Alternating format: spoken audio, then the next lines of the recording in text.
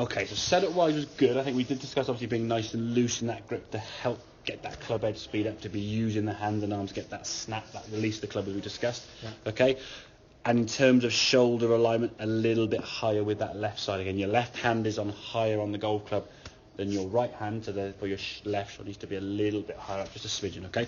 But in terms of the swing there now, okay, because your path going to the left there, okay, that's gone back to being a little bit steeper again. This is kind of an old swing crept in there, okay? Yeah. The club now zipping across the ball, you can see. Yeah. The ball now starts nearer to target. Your path, the blue line here would represent the direction your club swung, and the green line now represents the direction the club is pointing, so you haven't had that sort of release of the club. The ball will therefore start nearer the green line, which you can see now it starts sort of towards the middle part of the screen. The club's going across that blue line there, as you can see. Ball hits the screen, pretty much dead, and the yellow line now going straight up that blue line, sorry, up the yellow line there. Ball goes off to the right and loses yellow. What I did on this one, I zoomed in to sort of show the numbers that we're getting, okay? So if we go over here now, we can see 34-degree launch, which is very high for a 7, okay, because obviously you've opened the face, you haven't squared that club face up, okay? Backspin was low because the contact wasn't very good. Up to 900 spin, and the carry was 88, okay? So you watch this one here now, okay? Same good backswing as before. Club coming down, a little bit steeper again, but if you have a release snap of the club, the ball now starts a little bit more left. The release of the club was better. See the ball now going more left of the line. And then we'll look over the numbers here now into the numbers we achieved there. If we go over there, okay, so your ball speed increased 9 miles an hour because of the way you hit it, okay.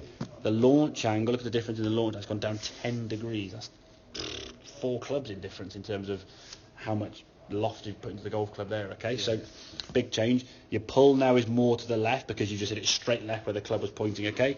Your side spin now down to under 300, so you're almost a third of, well, less than a third of that amount, okay. And the carry now was 13 yards longer. So if we can get that release of the club, it's not you hitting it harder, it's you hitting it more efficiently. So those two swings there were pretty much equidistant in terms of length and speed and effort you put into it, but the effort feeling, I suppose, would have been less because of the one on the right hand side using more kind of release and snap of the club rather than this pull lunge with the hands and arms, okay? If we can get that kind of release with the hands there, now it's going to be loose to start with. If you're gripping tight, very hard to get your hands to move that speed at all anyway, okay? So nice and loose, we can get this kind of snap there.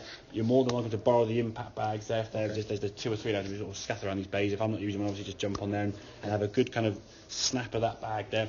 Because when I did that drill, that prodding drill as we called it, where you got the club to about here as you're coming down, I put that club in your right shoulder and said, right, hit this bag as hard as you could. As you'll see in this one, your shoulder sort of moved into the bag there and you almost lost a bit of balance.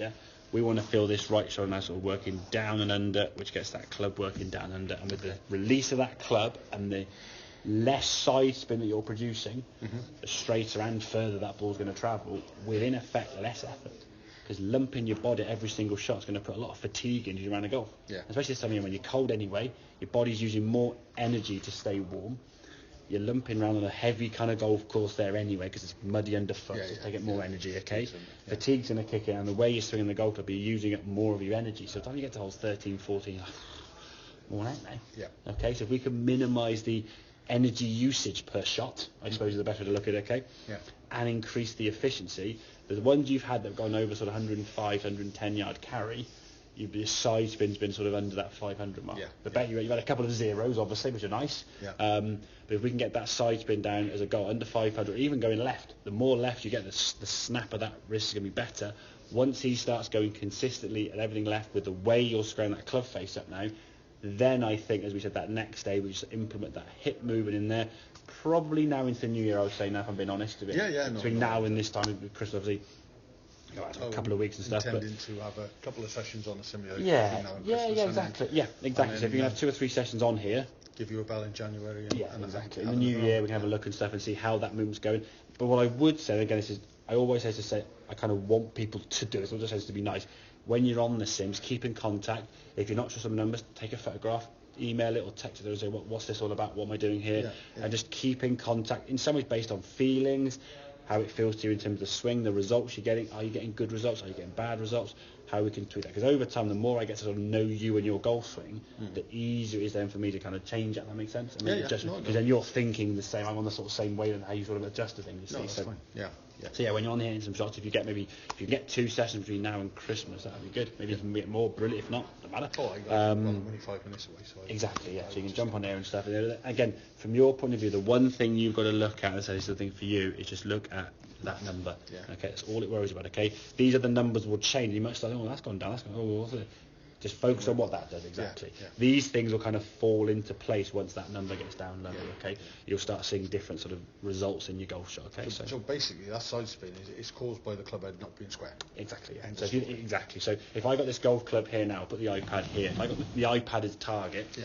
If that club face is aiming at the iPad there, okay, and the club kind of swings on a direction, on a slight curve, that sort of yellow line is a bit extreme, but if we had a golf club when it swings in, we'd expect the golf club to be travelling kind of, that's a bit too extreme, but there's kind of the face aim there, okay, so your clubs work on a gentle arc, only because the handle's on the inside here now, its natural arc is going to be swinging around this way. Yeah. If the club face aims to the right, okay, if you do this same arc, there's the ball going towards the impact bag over there. So what then you do is swing it this way.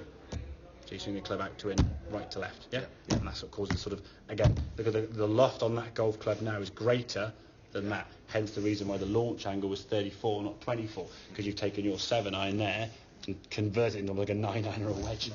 Yeah. Which is why you're going to lose some distance. So. Okay. Okay, Yeah, good man, very, very good.